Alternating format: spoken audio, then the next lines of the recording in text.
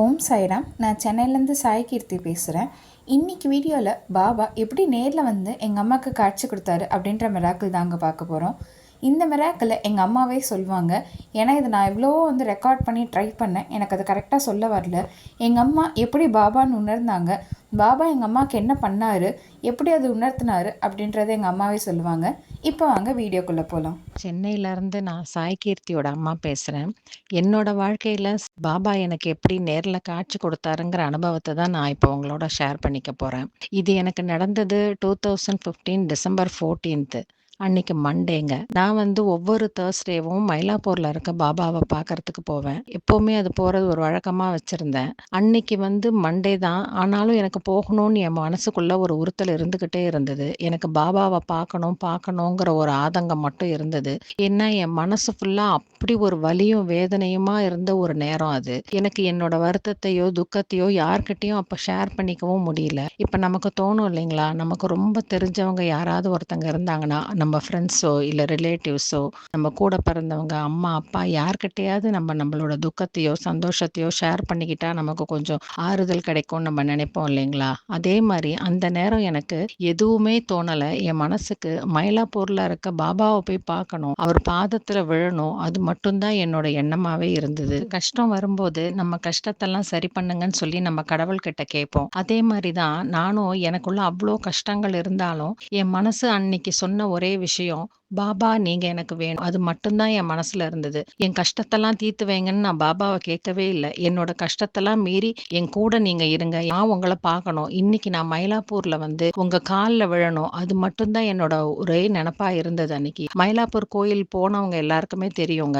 வந்து பாபாவை அங்க வரிசையில நின்று பார்க்க விட்டு பாபா காலில் விழுந்த நம்ம ஆசீர்வாதம் வாங்கிட்டு போகலாம். அங்க அந்த கோயில்ல அந்த ஒரு இது இருக்கும். அதே மாதிரி நானும் அன்னைக்கு போகணும்னு சொல்லிட்டு வேளச்சேரி ட்ரெயின்ல ஏறிட்டேங்க. ஏறி உட்கார்ந்த உடனே என் கண்ணில் தண்ணி வந்து நிக்குதுங்க. ஒரு சொட்டு தண்ணி கீழே வந்துட்டா, நம்ம கண்ணுல இருந்து வெளியே வந்துட்டாலும் நம்ம வேகமா அழ ஆரம்பிச்சிருவோம் நம்மள அறியாம. அது வரக்கூடாதுன்றதுக்காக என்னோட அழுக மொத்தத்தையும் நான் கண்ட்ரோல் பண்ணிக்கிட்டு ட்ரெயின்ல போயிட்டு கோயிலுக்குள்ளேயும் போயிட்டேங்க. கோயிலுக்குள்ள போய் நின்றுட்டு கூட்டம் நிறைய இருந்தது, அதுலயும் நின்று பாபா கிட்ட போயிட்டேன். அங்கேயும் போற வரைக்கும் என் கண்ணில் தண்ணி நின்றுகிட்டே இருந்தது. அதை மீறி நான் பாபா காலில் விழும்போது ஒரு சொட்டு கண்ணீர் அவர் பாதத்துல விழுந்துருச்சுங்க. விழுந்தோன்னே எனக்கு தோணுச்சு, பாபா நான் இதுக்கு மேல இப்படியே உங்க காலில் இருந்தேன்னா அழ ஆரம்பிச்சிருவேன், எனக்கு ரொம்ப ஒரு மாதிரி ஆயிடும், நிறைய பேர் கூட்டமா இருக்கு, சுத்தி இருக்கிறவங்க எல்லாரும் பார்ப்பாங்க, அதனால நான் அப்படியே கிளம்புறேன் பாபான்னு சொல்லிட்டு அப்படியே நான் எந்திரிச்சிட்டு பாபாவை அப்படியே ஒரு நிமிஷம் பார்த்துட்டு அப்படியே நேரா மேல இருக்க அன்னதான கூடத்துக்கு போனாங்க. அங்க போய் உட்காந்து சாப்பிடும்போது தான் எனக்கு அந்த நிகழ்ச்சி நடந்தது.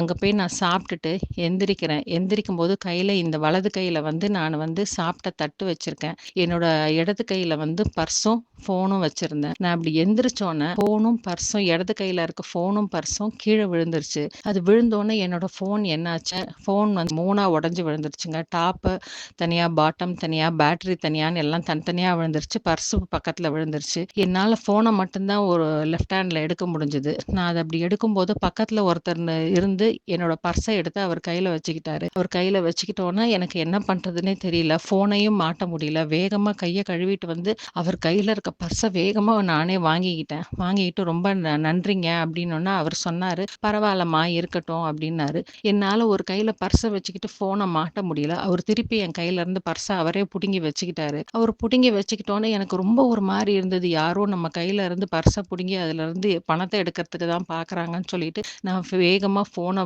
மாட்டிட்டு அவர் கையில இருக்க பர்ஸை வாங்கிட்டேங்க. நான் போனை மாட்டினோன்னே போன் ஒர்க் ஆகுதான்னு செக் பண்ணேன். போன் ஒர்க் ஆச்சு. நான் உடனே அவர் கையில இருந்து அந்த பர்ஸை திருப்பி வேகமா புடுங்கிட்டு ரொம்ப நன்றிங்கன்னேன். அப்ப அவர் சிரிச்சுக்கிட்டே, நான் இந்த கோயில்ல தான்மா இருக்கேன் அப்படின்னாரு. என்னை பார்த்து சிரிச்சுக்கிட்டே இருந்தாரு. எனக்கு ஒன்றும் புரியல.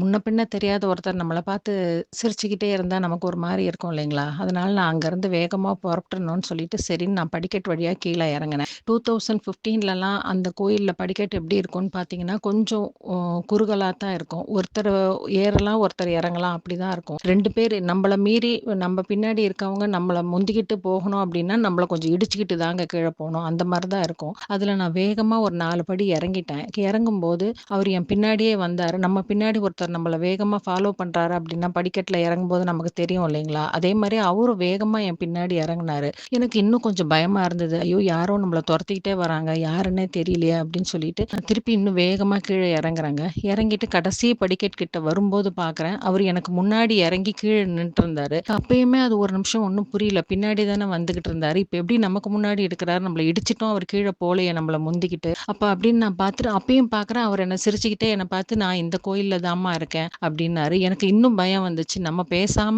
ஒதுங்கலாம்னு நினைக்கிறப்போ, அவரு நம்மகிட்டயே பேச்சு குடுத்துக்கிட்டே இருக்காரே! என்னன்னே தெரியலையேன்னு சொல்லிட்டு நான் இன்னும் கொஞ்சம் வேகமா நடக்கும்போது, திரும்பவும் அவரு "நான் இந்த கோயில்ல தாம்மா இருக்கேன்னு" சிரிச்சுட்டு நான் நடந்துகிட்டு இருக்கேன். என்ன பார்த்து அவர் ரிவர்ஸ்ல பின்னாடியே நடந்துகிட்டே போறாரு, கோயில் என்ட்ரன்ஸ் வரைக்கி. நானும் நடந்துகிட்டே இருக்கேன். அவரு திருப்பியும் என்ன பார்த்து சொல்றாரு, "கோயில் என்ட்ரன்ஸ் வந்தோனே, நான் இந்த கோயில்ல தாம்மா இருக்கேன்" அப்படின்னு சிரிச்சுக்கிட்டே இருக்காரு. எனக்கு இன்னுமே பயமா தான் இருந்தது. என்னடா இது யாரோ ஒருத்தர் நம்மகிட்ட இப்படி பேசிக்கிட்டே இருக்காரே! நான் என்னன்னு தெரியலையேன்னு சொல்லிட்டு நான் திருப்பி கோயிலுக்குள்ளேயே போறேன். ஏன்னா, அப்ப என்னோட பெரிய பொண்ணு கிளாஸ் முடிச்சுட்டு அவளும் மத்தியானம் கோயிலுக்கு வரேன்னு சொல்லியிருந்தா. "நீ வெயிட் பண்ணுமா, நான் வரேன்னு" சொல்லியிருந்தா. அதனால நான் கோயிலுக்குள்ளேயே போனேன்.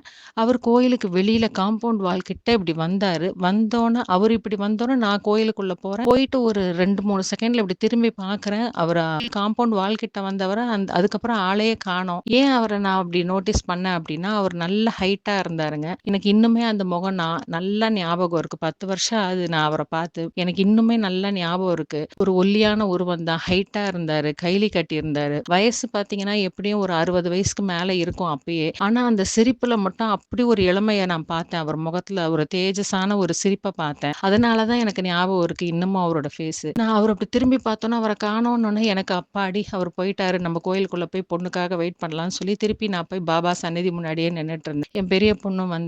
அவ வந்தோன்னே சரி நாங்க அவ போய் பாபாவ கும்பிட்டுட்டு வந்தோன்னே, நாங்க திருப்பி அவ சாப்பிடணுன்றதுக்காக திருப்பி மேல அன்னதானம் கூட போனோம். அங்க போய் உட்கார்ந்தோன்னே அவ சொன்னா, "நீயும் சாப்பிடுமான்னா." "இல்லம்மா நான் சாப்பிட்டேன். நான் சாப்பிடும்போது தான் இப்படி ஒரு இன்சிடென்ட் நடந்ததும்மா" அப்படின்னு சொல்லி அவகிட்ட மொத்த விஷயத்தையும் சொன்னேன். அவ அப்படியே கொஞ்ச நேரம் யோசிச்சுட்டு சொன்னா, "அவர் உன்ட்ட என்ன சொன்னாரு? என்ன சொன்னாருன்னு சொல்லுமான்னு" அவ திரும்பி திரும்பி கேட்டா. நான் சொன்னேன், "இந்த கோயில்ல தான் இருக்கேன். இந்த கோயில்ல தான் இருக்கேன்னு என்ட்ட 3 தடவ சொன்னாரும்மா.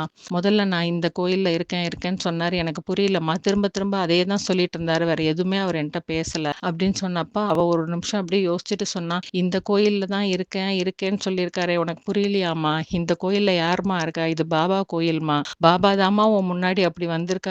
அவ அப்படி சொன்னோனே எனக்கு எனக்கு அப்பதாங்க ரொம்ப ஷாக்கா இருந்தது. நம்ம முன்னாடி வந்தது பாபா தானான்னு நானும் ஒரு நிமிஷம் எல்லாத்தையும் யோசிச்சு பார்த்தேன். எனக்கு என்ன நடந்ததுன்ற விஷயத்த. நான் சாப்பிட்டு எந்திரிக்கும்போது, பர்ஸ் கீழ விழும்போது, செல்லு கீழ விழும்போது, அந்த இடத்துல யாருமே இல்லைங்க. அந்த இடம் காலியா தான் இருந்தது. அந்த இடத்துல அந்த மனுஷன் எப்படி அப்படி வந்தாருன்னே எனக்கு தெரியல. திடீர்னு ஒரு உருவம் அப்படி வந்து அந்த பர்ஸ எடுத்தது தான் எனக்கு ஞாபகம் இருக்கு. என் பொண்ணு சொன்ன அப்புறம் தான் நான் யோசிச்சு பார்த்தேன். இதெல்லாம் பார்த்த அப்புறம் தாங்க தோணுது.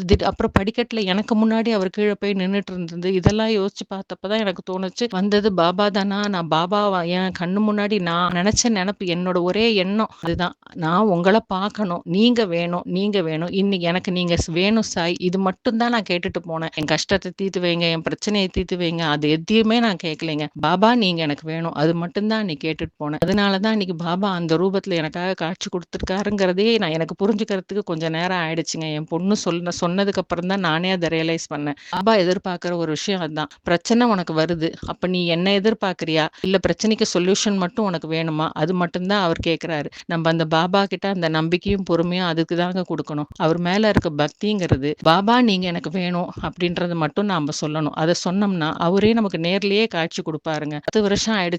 இன்னமும் அந்த முகம் எனக்கு அப்படியே ஞாபகம் இருக்கு. அந்த இன்சிடென்ட்ஸ் எல்லாமே எனக்கு நல்லா ஞாபகம் இருக்குங்க. இந்த அனுபவத்த நான் உங்ககிட்ட ஷேர் பண்ணிக்கிட்டதுக்கு நான் இன்னைக்கு ரொம்ப சந்தோஷப்படுறேன். ரொம்ப நன்றிங்க. இதுதாங்க எங்கள் ஃபேமிலிக்கு பாபாவால் நடந்த ஃபஸ்ட்டு மிராக்கிள். இப்படி நடக்கவும் தான் ஓகே பாபானா இவ்வளோ பவர்ஃபுல் அப்படின்றதே எங்கள் எல்லாருக்குமே தெரிய வந்துச்சு. உங்களுக்கு இந்த மாதிரி பாபா நேரில் வந்த எக்ஸ்பீரியன்ஸ் எதாவது கமெண்ட் செக்ஷனில் சொல்லுங்கள். இந்த மிராக்கிள் எப்படி இருக்குன்னு கமெண்ட் செக்ஷனில் சொல்லுங்கள். ஓம் சாய்ராம்.